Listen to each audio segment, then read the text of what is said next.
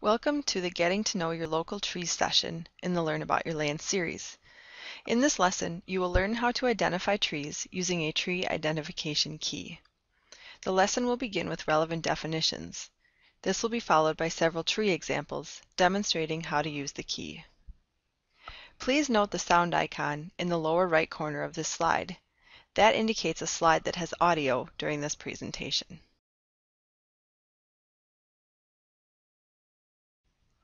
At the end of this lesson, you should be able to use this key in your own woodlands. Please pause the presentation and find the key before continuing.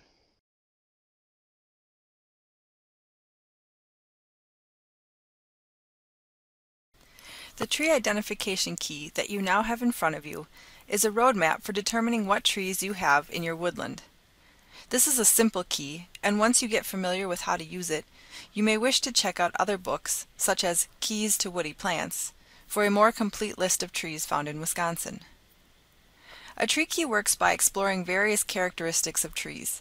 Some examples include the shape of the leaves, the color of the bark, or how the leaves are attached to the branches. This tree key is a dichotomous key, which means you will choose between two options.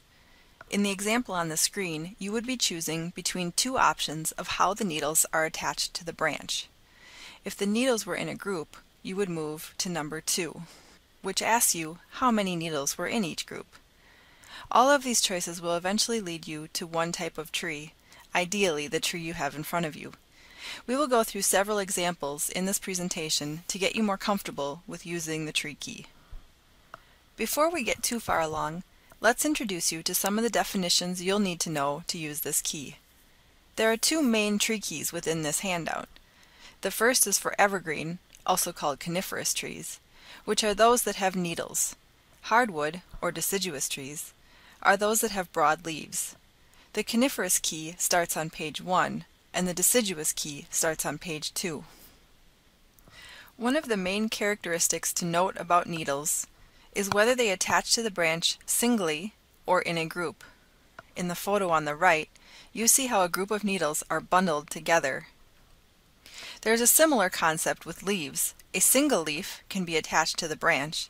These are called simple leaves. The alternative is called a compound leaf, where multiple leaflets make up one single leaf.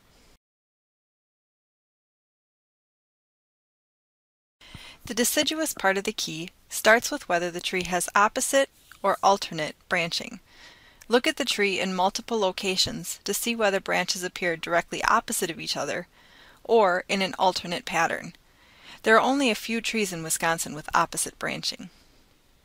Further down in the key, you are asked whether leaves are lobed or not lobed. Maple and oak trees have lobes or deeply indented margins. The indents in the leaves are called sinuses. A hint to remember that is the sinuses in your nose. Two final definitions include petiole. A petiole is the stalk of how a leaf attaches to a branch. When we looked at the compound leaf earlier, we saw that multiple leaflets were attached to a petiole to make a single leaf. Some trees, like balsam fir, do not have a petiole. Finally, the pith is the inner core of a branch. Sometimes they are round, and other times they are star-shaped. The furthest pith on the right is considered chambered. Now, on the next slide, take a moment to see whether you understand these terms. If not, feel free to review these slides. Then move on to some examples using the tree key.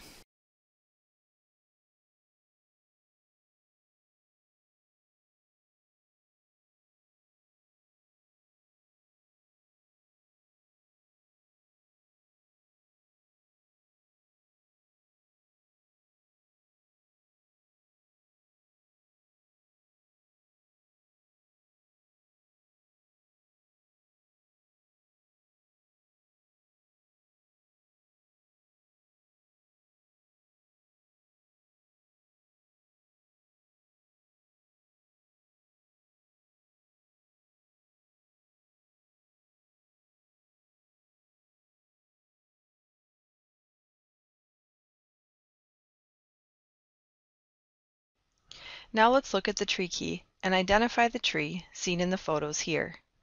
We know this is a coniferous tree since it has needles, so start on the coniferous tree key. Our first choice is whether the needles are in bundles or groups, or whether they are single or flattened and scaly.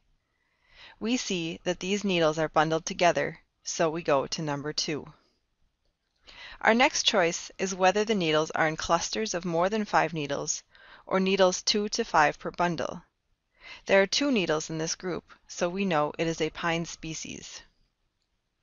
Within the pine species box, we have 3 choices: 5 needles per bundle, needles in pairs 3 to 4 inches long, or needles in pairs under 2 inches long, bark dark gray. The needles are in pairs and are longer at 3 to 4 inches, so we have a red pine. For the next 2 slides, follow along with your tree key. There is no audio to guide you.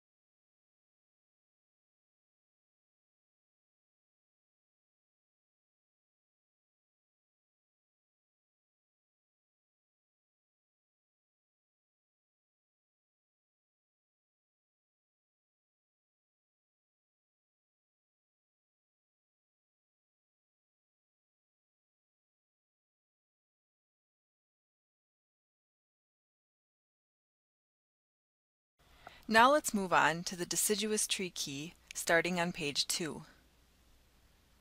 Our first choice is whether the branching is opposite or alternate. Looking at the photo of the twig, we see buds coming out of the branch opposite of each other. We now follow to question number 2. Are the leaves compound or simple? We have one leaf attached to the petiole, so it is simple, and we now know that we have a tree in the maple group.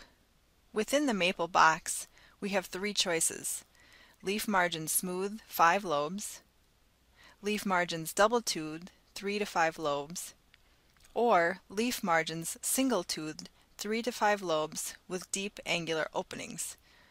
The leaf margins are smooth, so we have a sugar maple.